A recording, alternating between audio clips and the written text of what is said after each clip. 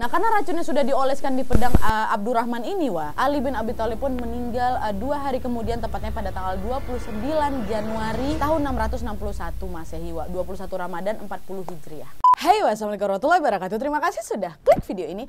Oke, masih dalam suasana bulan Ramadan ya kan. Jadi di malam ini aku akan melanjutkan cerita tentang salah satu sahabat Nabi Muhammad SAW yang paling mulia, dan beliau adalah Ali bin Abi Thalib. Ali bin Abi Thalib adalah salah satu sahabat Rasul yang sangat berpengaruh bagi Islam. Beliau adalah khalifah terakhir pada masa Khulafaur Rasyidin, menggantikan posisi Utsman bin Affan. Nah, sama seperti para sahabat Nabi Muhammad SAW yang lain, Ali juga mempunyai gelar tersendiri. Salah satu gelar beliau adalah Karamallahu Wajah, yang artinya semoga Allah memuliakan wajahnya. Beliau mendapatkan gelar ini karena beliau tidak suka menggunakan wajah beliau untuk melihat hal-hal buruk, bahkan yang kurang sopan sekalipun. Contohnya nih, ya, dalam beberapa riwayat menyebutkan dalam banyak sekali pertempuran, apabila pakaian musuh itu terbuka bagian bawahnya karena terkena sobekan pedangnya Ali, maka Ali enggan meneruskan duel hingga musuh beliau itu lebih dulu memperbaiki pakaiannya itu. Segitu mulianya perilaku beliau ini. Dan juga sama dengan sahabat Nabi Muhammad yang lain, Ali juga termasuk seseorang yang dijamin masuk surga. Seperti yang tertulis dalam hadis riwayat At-Tirmizi dan disyahihkan oleh Syekh Albani, Rasulullah SAW pernah bersabda, Abu Bakar di surga, Umar di surga, Utsman di surga, Ali di surga, Tolhah di surga, Al-Zubair di surga, Sa'ad bin Abi Waqqas di surga, Sa'id bin Zaid di surga, Abdurrahman bin Auf di surga, Abu Ubaidah bin Jarrah di surga. Masya Allah. Jadi memang Ali ini juga termasuk dalam 10 orang yang dijamin masuk surga. Nah, selain dari keistimewaan sifat dan perilaku beliau ini juga mempunyai keistimewaan lainnya. Salah satunya adalah beliau ini merupakan kerabatnya Rasulullah. Beliau adalah sepupu Rasulullah karena anak dari Abu Thalib, paman Nabi, dan juga sekaligus menantu Rasulullah. Siapa istrinya? Siapa? Fatimah, betul sekali. Dan dari Fatimah inilah kemudian Ali memiliki 2 putra, yaitu Hasan dan Husain. Kedua cucu kesayangan Nabi Muhammad ini kelak adalah pemimpin para pemuda di surga. Dan seperti yang disebutkan dalam hadis riwayat At-Tirmizi, Rasulullah SAW pernah bersabda, Al Hasan dan Al Husain adalah pemimpin pemuda ahli surga. Jadi memang Ali ini mempunyai keistimewaan tersendiri dalam hidupnya Rasulullah SAW. Banyak kali lah dari perjalanan hidup beliau yang kita bisa jadikan contoh dan pelajaran pastinya. Tapi ini sebelum aku lanjut ke ceritanya, seperti biasa aku mau disclaimer dulu bahwa semua informasi yang aku sampaikan di sini aku ambil dari ringkasan ceramahnya Ustadz favorit aku, yaitu Ustadz Khalid Basalamah, dan memang ada juga beberapa informasi yang aku ambil dari artikel. Jadi mohon maaf sebelumnya kalau ada informasi aku yang kurang pas atau kurang jelas, kalian boleh cari lagi referensi lebih banyaknya lagi, udah banyak kali di internet, gampang kali di channel Ustadz Khalid pun lebih lengkap lagi ya kan. Kalian boleh langsung pergi ke sana kalau di sini kurang pas atau kurang lengkap lah gitu ya. Ini dikit aja yang gue ceritain ini nih. Oke, jadi tanpa berlama-lama barulah kita masuk ke ceritanya. Check it out.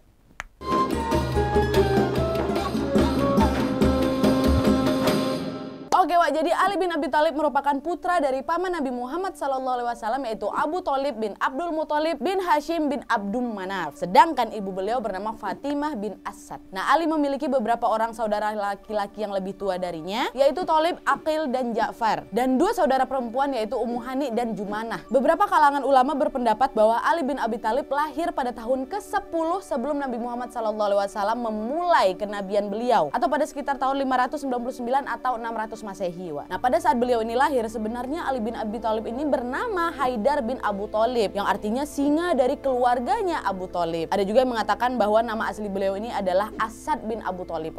Tapi Rasulullah SAW tidak begitu menyukai nama tersebut, dan Rasulullah memanggilnya dengan nama Ali, yang memiliki arti yang tinggi derajatnya di sisi Allah. Jadi dari silsilah keluarga, Ali bin Abi Thalib ini berdarah Hashimi dari kedua ibu bapak beliau. Nah, keluarga Hashimi ini memang memiliki sejarah yang sangat cemerlang kali dalam masyarakat Mekah. Sebelum datangnya Islam, keluarga Hashim ini terkenal sebagai keluarga yang sangat mulia, penuh kasih sayang, dan juga pemegang kepemimpinan gitu di Mekah. Nah, Ali inilah yang merupakan keturunan puncak keluarga Hashimiyah, yang darinya terlahir kemuliaan, kedermawanan, sifat pemaaf, dan juga kasih sayang.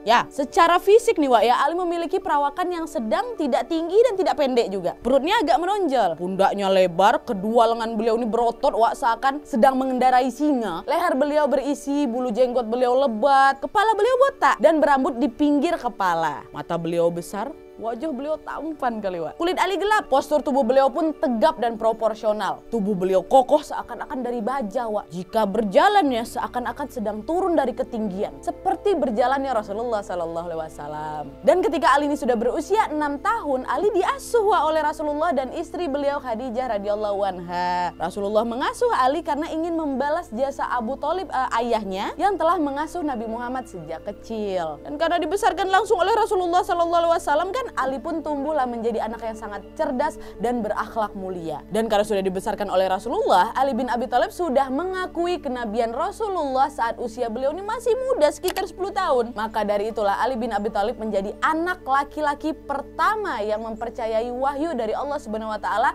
dan termasuk dalam golongan as-sabiqul awwalun atau golongan orang yang pertama kali mengakui Nabi Muhammad SAW adalah utusan Allah Subhanahu wa taala dan dijamin masuk surga. Oke, nah beranjak dewasa nih, Wak, ya, Ali dikenal sebagai pemuda yang sangat pandai dan karena itulah Ali menjadi juru tulisnya Rasulullah. Ali seringkali, Wak, menuliskan surat yang memang didiktekan oleh Rasulullah dan karena kepandaian beliau, Ali pun mendapatkan julukan Babul Ilmi atau gerbang pengetahuan. Sebagaimana yang telah disebutkan dalam sabda Rasulullah, aku kota ilmu pengetahuan sedangkan Ali adalah pintu gerbangnya.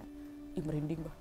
Dan selain kepintaran beliau, Wak, Ali ini juga dikenal sebagai seseorang yang sangat zuhud. Zuhud ini maksudnya upaya untuk menjauhkan perhatian dari dunia, Wak. Jadi memang diriwayatkan Ali bin Abi Thalib adalah orang yang tidak pernah meninggalkan sholat tahajud. Dan di setiap akhir sholat ini, Wak, Ali selalu berdoa agar dijauhkan dari godaannya dunia. Seperti yang diceritakan Ustaz Khalid dalam ceramah beliau, Wak, doa Ali itu kira-kira kayak gini. Wahai dunia, engkau sedang menggodaku atau engkau rindu kepadaku.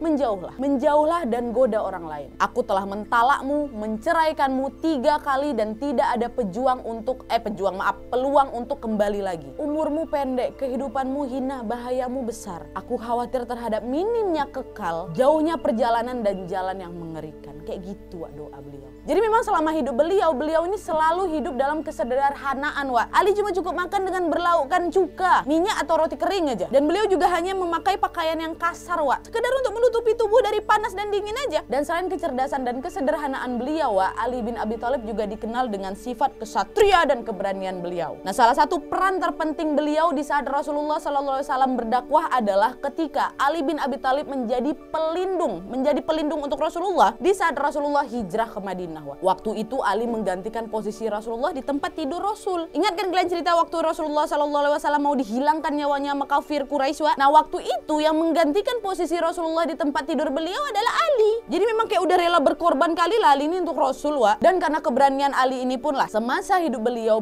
tidak pernah tertinggal dalam berjuang bersama Rasulullah untuk terjun langsung ke medan pertempuran. Di antaranya apa? Perang Badar. Enggak perang Badar aja, ada perang Khandak, perang Khaybar dan peperangan lainnya kecuali perang Tabuk memang, Wak, karena pada saat terjadinya perang Tabuk, Ali bin Abi Thalib sedang menggantikan posisi Rasulullah untuk menjaga kota Madinah dari serangan musuh gitu. Dan dalam beberapa riwayat juga menyebutkan, Wak, bahwa Ali bin Abi Thalib memiliki pedang yang diberi nama Zulfikar yang selalu beliau bawa ke dalam medan peperangan, Wak. Dan diketahui pedang tersebut memiliki ujung yang sangat lancip kali. Dan dengan pedang itulah, Wak, Ali bin Abi Thalib berjihad melawan pasukan musuh tanpa sedikit pun rasa takut. Ali memang tidak mempunyai tubuh yang kekar perkasa macam Umar bin Khattab, macam Hamzah, tidak. Tapi dalam setiap duel dan pertempuran dengan pedang tersebut, Wak, Ali bin Abi Thalib hampir selalu memperoleh kemenangan di setiap pertempuran. Meskipun begitu nggak berarti beliau tidak pernah terluka. Ya pernah. Hanya saja luka-luka yang didapat oleh Ali ini tidak pernah menyurutkan semangat beliau untuk menegakkan agama Allah Subhanahu wa taala, Wak. Seperti sabda Rasulullah, tidak ada pedang yang benar-benar hebat selain pedang Zulfikar dan tidak ada pemuda yang benar-benar satria dan gagah berani selain Ali bin Abi Thalib. Masya Allah. Beberapa kisah keberanian beliau dalam perang tuh ceritanya kayak gini, Wak. Di perang Badar lah, masih ingat kalian kan? Untuk kalian yang udah nonton perang Badar ini pasti udah khatam kali dengan pertempuran Ali. Waktu itu apa? Duel 3 lawan 3. 3 dari kaum musyrikin, 3 dari kaum muslimin. Ini yang belum nonton cerita perang Badar, nonton nanti habis ini, Wak, ya. Ini 3 dari kaum musyrikin, ini pemimpin Mekah, tokoh-tokoh termasyhur di Mekah nih, lawan 3 orang termasuk Ali. Sekali ayunkan pedang ya, mati lawan langsung dibuat Ali. Mantap kan? Dan gak itu aja Wak, di perang Khandak juga atau perang Parit. Waktu itu untuk menanggulangi penyerbuan kaum musyrikinnya Quraisy atas usul Salman Al-Farisi dan persetujuan Rasulullah SAW, kaum muslim ini kayak macam menggali-gali parit gitu Wak, yang cukup lebar nih. Lebar dalam pula lagi gitu kan di sekitar pinggiran kota Mekah. Dengan harapan kaum musyrikin Quraisy tidak akan bisa meloncati parit besar itu. Dan betul aja Wak, banyak dari kaum musyrikin yang memang udah coba buat loncat nggak berhasil, jatuh. Tapi dari sekian banyaknya pasukan musuh ada tuh satu prajurit yang mampu meloncati parit besar itu, dan dia adalah seorang pendekar Quraisy yang sangat terkenal, paling ulung, yang bernama Amr bin Abu Wud. Sorry terlepas, maaf. Nah Amr ini Wak, seorang prajurit yang memang usianya udah 80 tahun, udah tua, tapi badannya masih kuat kekar Wak. Pokoknya kalau misalnya Amr ini udah masuk medan perang, musuh-musuh Quraisy tuh nggak ada yang berani ngelawan dia. Nah jadi pas waktu itu Amr ini berhasil kan meloncati parit yang udah dibikin kaum muslimin ini. Pas sudah berhasil loncat, dengan congkak dan sombongnya si Amr ini bilang, dia teriak ke pasukan muslimin kan, kalau kalian jantan jangan serang saya, jangan main kroyok, tapi ayo kita duel. Siapa yang berani dari kalian keluar, kata Amr kan. Nah mendengar perkataan Amr, Ali pun langsung berdiri dan berbicara kepada Rasulullah. Saya ya Rasulullah yang akan menghadapi dia. Waktu itu Rasulullah menjawab, jangan Ali, sebentar. Nah di sisi lain Wak, karena tidak ada jawaban dari pihak muslimin kan, Amr ini berkuar lagi. Mana janji kalian? Katanya kalian mau masuk surga kalau kalian mati terbunuh. Sekarang saya udah tantang kalian, siapa yang berani duel sama saya? Nah, mendengar tantangan tersebut, Ali pun berdiri lagi. Ya Rasulullah, izinkan saya melawan orang ini. Tetapi Rasulullah lagi-lagi berkata, tenang ya Ali, tenang dulu. Dan betul, tidak lama setelahnya Amr ini pun berteriak lagi, ternyata kalian penakut. Seorang laki-laki telah loncat dan menunjukkan keberaniannya. Ternyata satu melawan sekian banyaknya ini juga tidak ada yang berani. Maksudnya Amr bilang, aku udah berani loncat dan berdiri di hadapan ratusan musuh, tapi nggak ada yang berani ngelawan aku. Mendengar perkataannya Amr, Ali pun langsung berdiri lagi dan berkata, ya Rasulullah, izinkan saya melawan orang ini. Rasulullah pun berkata, dia Amr terkenal sangat kuat ya Ali, saya khawatir kamu akan terkalahkan. Ali pun menjawab, biar Amr sekalipun ya Rasulullah, saya akan lawan. Nah melihat tekad Ali bin Abi Thalib yang begitu bulat, akhirnya Rasulullah SAW memberikan izin dan restu kepada Ali untuk melawan Amr. Dengan mengenakan baju besi, Ali langsunglah menghampiri Amr. Waktu itu Ali berkata, saya memberikan kamu 3 pilihan. Apa itu? Kata Amr kan. Saya mengajakmu bersyahadat. Jelas saya tidak mau, kata Amr. Saya tuh datang ke sini untuk berperang melawan Muhammad karena saya ini tidak mau mengucapkan kata-kata itu. Ali pun ngomong lagi, baiklah kalau begitu. Saya tawarkan kamu pilihan kedua. Saya tawarkan kamu untuk balik lagi ke negerimu, ke Mekah. Jika Muhammad benar, kau tidak jadi perang, dan memang dia benar, maka namamu sendiri baik. Jika Muhammad salah dan kau sendiri yang mengatakan Muhammad pendusta, tidak ada untungnya untuk kau perang. Oh itu juga tidak mungkin, kata si Amr. Ali pun berkata lagi, kalau begitu saya tawarkan kamu pilihan ketiga. Berduel kita berdua, katanya kan. Lalu Amr pun ketawa. Penunggang kuda tersohor dan berpengalaman dari Quraisy dengan umur lebih dari 80 tahun ditantang oleh anak kecil yang baru lahir kemarin. Aku tidak pernah mengira bahwa seseorang dari bangsa Arab akan menakut-nakutiku dengan perkara yang ketiga ini. Pulanglah wahai keponakanku, jangan kau lawan saya, kata Amr dengan sombongnya. Ali jawab, tapi saya tidak mau pulang dan saya akan menghilangkan nyawamu. Kata apa? Kata Ali. Mendengar kata-kata saya akan menghilangkan nyawamu, Amr pun langsung turun dari kuda dan langsung menyerang Ali dengan sekuat tenaga dengan menghantamkan pedangnya itu di atas kepala Ali. Ali waktu itu memang sempat menangkis hantaman itu sama ini apa sih? Sil itu tuh loh, Wak. Yang kayak untuk tameng itu saking kerasnya hantaman si Amr, tamengnya Ali ini pun terbelah, sempat terbelah, kena kepala Ali, terluka memang. Tapi karena memang Ali ini sudah dilatih keterampilan perang luar biasa oleh Rasulullah, saat itu Ali langsung tidak menyia-nyiakan kesempatan. Di saat pedangnya Amr itu tersangkut lengket, Ali pun langsung menebaskan pedang beliau ke leher Amr. Sat. Nah itulah pendekar kebanggaan kaum Quraisy waktu itu jatuh langsung. Dan perang duel ini selesai jauh lebih tepat dari yang diperkirakan orang-orang. Ali pun langsung menyerukan takbir, kaum muslimin pun menyambutnya dengan mengumandangkan takbir juga kebesaran Allah. Allahu Akbar, Allahu Akbar. Dan setelah Amr tumbang, mati, Ali bin Abi Thalib pun langsunglah menghampiri Rasulullah. Dan dengan perasaan haru dan bersyukur Rasulullah berkata, perang tanding yang dilaksanakan oleh Ali bin Abi Thalib melawan Amr bin Abi Wud itu merupakan perbuatan yang paling mulia yang dilakukan umatku sampai hari kiamat. Keberanian, bukan masih kecil sih, masih muda, lawan 80 tahun. Pendekar Quraisy itu, pendekar Quraisy, bukan kroco-kroconya yang maju, ini pendekar ya. Ali masih muda, maju lawan, mati. Nah itulah sedikit cerita tentang keberanian Ali bin Abi Thalib dalam peperangan. Sekarang kita masuk lagi nih ke cerita saat Ali bin Abi Thalib dibaiat menjadi khalifah. Wah ya, check it out.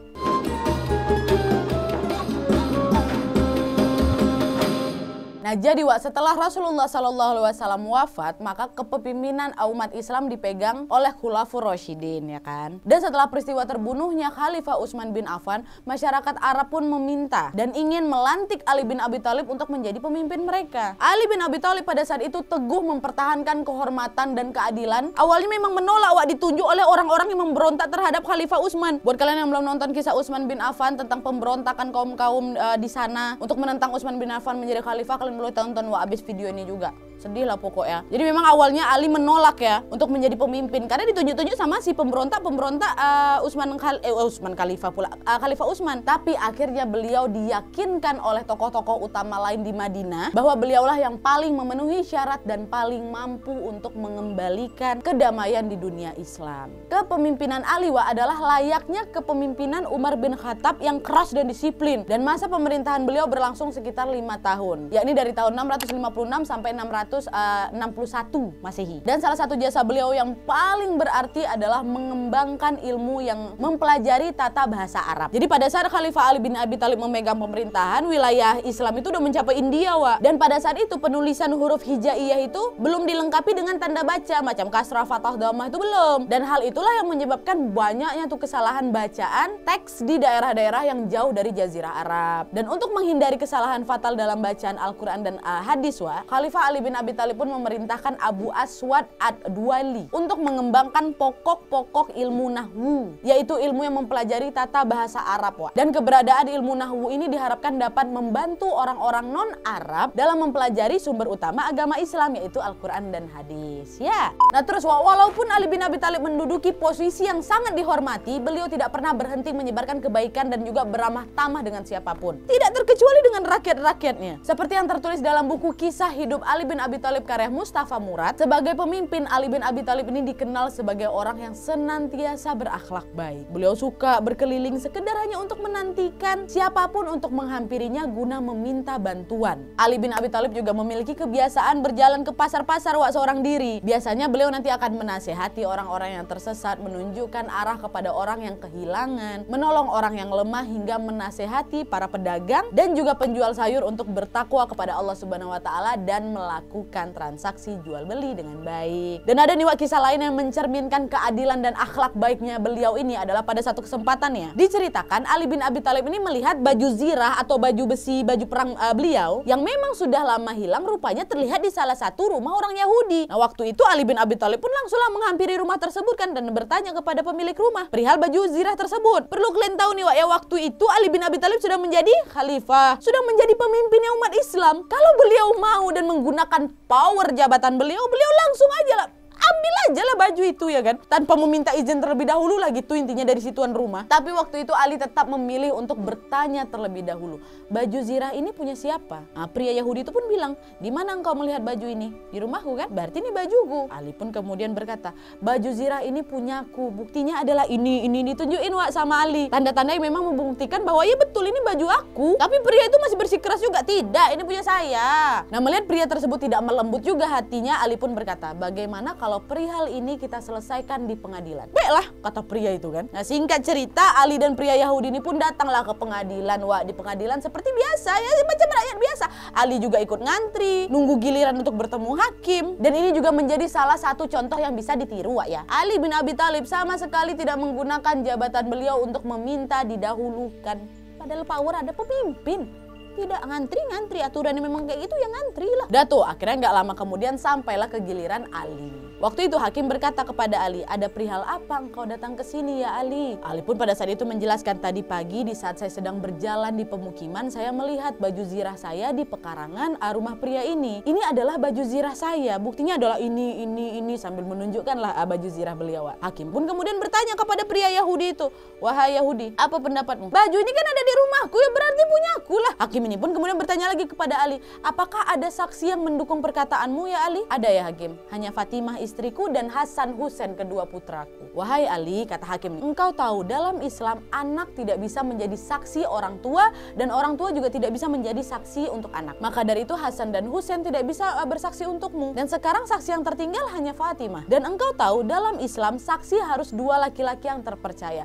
Kalau satu laki-laki tidak ada harus diganti oleh dua perempuan. Jadi sekarang engkau membutuhkan 4 orang perempuan dan engkau hanya punya Fatimah. Apakah ada 3 perempuan lagi yang bisa bersaksi untukmu ya Ali? Ali pun menjawab, tidak ada wahai hakim. Dan di saat itulah hakim pun berkata, wahai Amrul Mukminin, kalau begitu saya putuskan sekarang baju zirah tersebut adalah milik si pria Yahudi ini. Ali pun berkata, baiklah.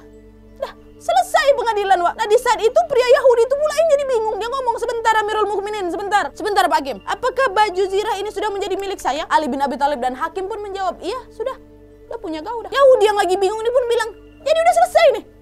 Udah selesai, baju ini punya saya. Iya, sudah diputuskan oleh hakim. Baju itu milikmu walaupun saya tahu itu milik saya, kata Ali. Nah terus pria Yahudi pun datang ke Ali dan hakim dan dia berkata, aku bersaksi bahwa tidak ada Tuhan selain Allah dan Muhammad adalah utusan Allah. Baju zirah ini demi Allah itu adalah milikmu wahai Amrul Mukminin. Aku mengikuti pasukan dan pada saat itu aku pergi ke Shifid ini sebelah timur wilayah Syam, Wak. Dan aku memang mengambil beberapa barang dari kendaraanmu. Betulan, berarti memang itu punya Ali, Wak. Pria Yahudi ini cuma ingin membuktikan seberapa mulianya pemimpin Islam pada saat itu. Dan pria Yahudi ini pun kemudian menjadi salah satu pria Yahudi yang masuk Islam di masa kepemimpinan Ali. Semua berkat apa? Keadilan dan akhlak baik dari Ali bin Abi Thalib, Masya Allah. Jadi memang selama Ali memimpin ini, beliau sama sekali tidak pernah menyalahgunakan powernya beliau ini. Mantap kan? Dan selain kebaikan-kebaikan beliau, pada masa Khalifah Ali bin Abi Thalib ini juga pernah terjadi kerusuhan pastinya dan perang saudara antar umat muslim. Saat itu disebutkan bahwa Ali bin Abi Thalib ini berperang melawan Aisyah radhiyallahu anha yang dihasut oleh beberapa orang, diantaranya Abdullah bin Zubair. Dan selain itu perang lainnya yang terjadi pada masa Ali bin Abi Thalib adalah perang Siffin, di mana Ali berperang dengan Muawiyah bin Abu Sufyan, anak Abu Sufyan. Wah, ini nggak bisa pula aku ceritakan di video ini. Pokoknya intinya peperangan ini terjadi karena adanya hasutan dari orang-orang Yahudi yang berpura-pura menganut agama Islam. Wah, kesel memang. Dan karena hasutan-hasutan inilah Ali bin Abi Thalib kemudian dihilangkan nyawanya. Sekarang kita masuk ke segmen yang paling menyedihkan, yaitu tentang wafatnya Ali bin Abi Thalib.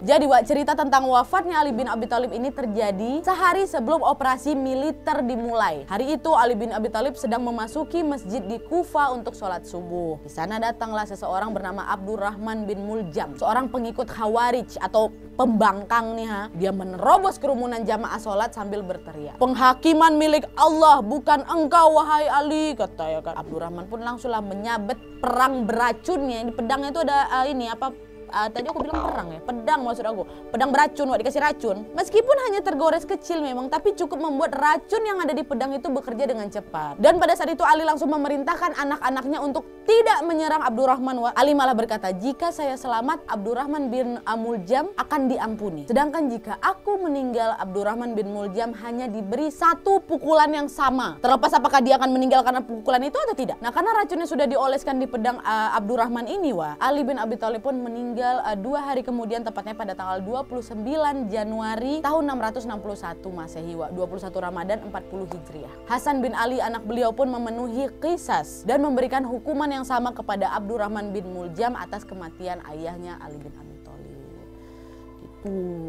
Oke, jadi itu tadi kisah tentang Ali bin Abi Thalib. Sosok beliau ini jelas bisa menjadi teladan kita dalam menjalani kehidupan, ya. Dari keberanian beliau, kelemah lembutannya hati beliau, akhlak baik beliau, dan banyak lagi sifat-sifat beliau yang bisa kita contoh. Dan yang jelas masih banyak lagi kisah hidup dan perjuangan beliau yang tidak aku sebutkan di video ini. Untuk kalian yang mau penasaran, bisa langsung pergi aja ke YouTube, cari Ali bin Abi Thalib gitu. Cari dari Khalid, boleh dari Ustadz Khalid kayak referensi aku, atau di ustadz-ustadz yang lainnya juga, dengar ya. Oke, jadi sekian dulu videonya. Terima kasih banyak yang sudah menonton. Kalau kalian suka video ini, klik like-nya. Jangan lupa komen di bawah untuk ide dan saran-saran untuk video selanjutnya. Jangan lupa nyalain notifikasinya supaya kalian tahu kalau aku upload video baru. And as always, jangan lupa untuk klik tombol subscribe supaya kalian sama-sama tahu informasi menarik dan menegangkan dari channel aku. See you next video, bye!